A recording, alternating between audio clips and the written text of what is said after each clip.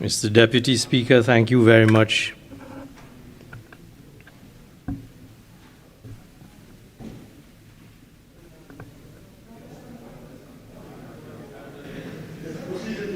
Thank you very much. And with your leave, Mr. Deputy Speaker, may I indicate that I am before this Honourable House to move with respect to the bill, the Civil Aviation Amendment Bill 2022, at the request of the responsible Minister of Works, who asked me to assist given his commitment to other pressing business of the state.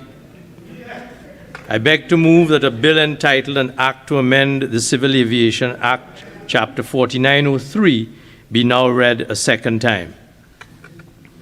The bill before this House, Mr. Deputy Speaker, is a very short bill, and the intent of that bill is to provide for the continuation and continued availability of a competent board of suitably qualified, experienced persons. The bill, by Clause 3, seeks to delete Subclause 2 of Clause 2 of the first schedule to the Act, thereby removing the limit of 2 consecutive terms for members of the board. Clause 2, subsection 2 of the first schedule of the Act currently states, quote, "No member of the board other than the Director General shall hold office for more than 2 consecutive terms." And the aim of that clause 3 is to delete that subsection of Clause 2 with a view to enabling the board to continue in office beyond the term of the expiry of 2 terms. As is known, Mr. Deputy Speaker, the Trinidad and Tobago Civil Aviation Authority is a body corporate established under the Act and charged with the responsibility for regulating all civil aviation activities within Trinidad and Tobago.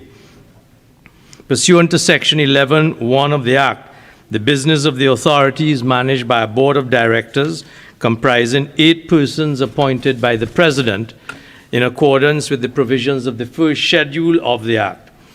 And it is important to appreciate by that first schedule that the members of that board are appointed from, among others, 6 suitably qualified persons with proven experience in the fields of civil litigation, law, financial management, economics, or human resource management.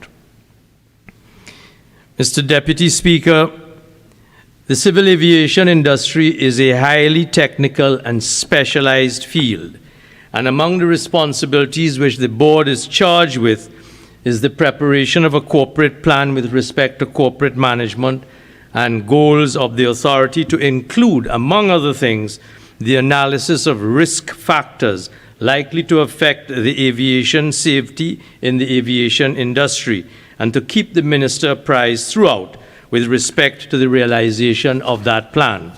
It is therefore important in that respect, therefore, to have members of the board constituted from among persons with suitable qualifications and proven experience as specified in the schedule. The governance of the industry requires a keen appreciation and understanding of international responsibilities and obligations, and the board must therefore be competent continuously in areas that touch and concern aviation, including aviation risk management, in order to effectively discharge its governance and its functions.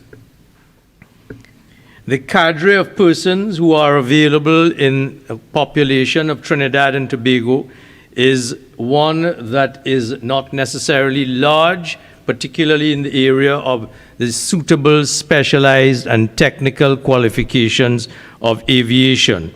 And it is in this context, therefore, that it is recommended that the limit of 2 terms be deleted to allow the board to continue to draw on and to benefit from the experience and competence of serving members specialized and experienced in the field of aviation in particular.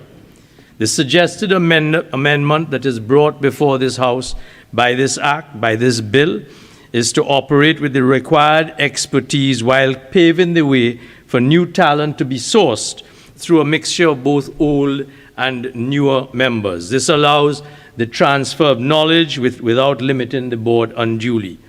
The amendment therefore allows the business of the board to continue while new members are being sourced, reviewed, and mentored, and allowing for the seamless transition of members for continuity purposes.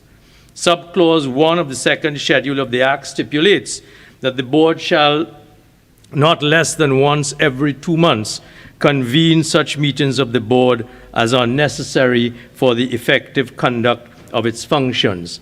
The term of the last board of the Aviation Authority expired in September of this year, introducing a degree of urgency to allow the board to continue to draw upon the pool of specialized, technically competent persons available from within the small cadre which provides that expertise.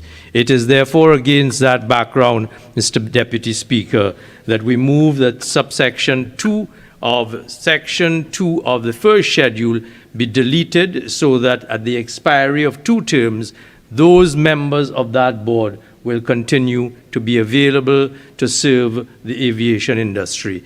And there is ample precedent in a number of other pieces of legislation for boards being able to continue to be eligible for reappointment after the expiry of the term.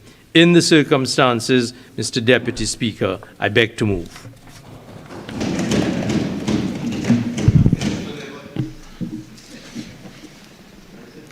Honourable members, I shall now propose the question for debate.